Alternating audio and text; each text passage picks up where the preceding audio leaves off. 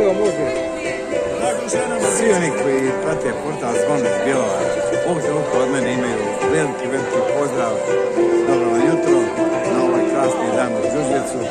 Kada ćemo, evo, kad smo počeli zapravo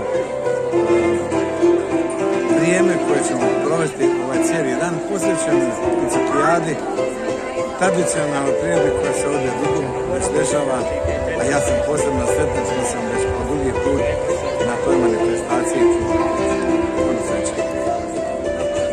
Hvala lijepo. Hvala vam.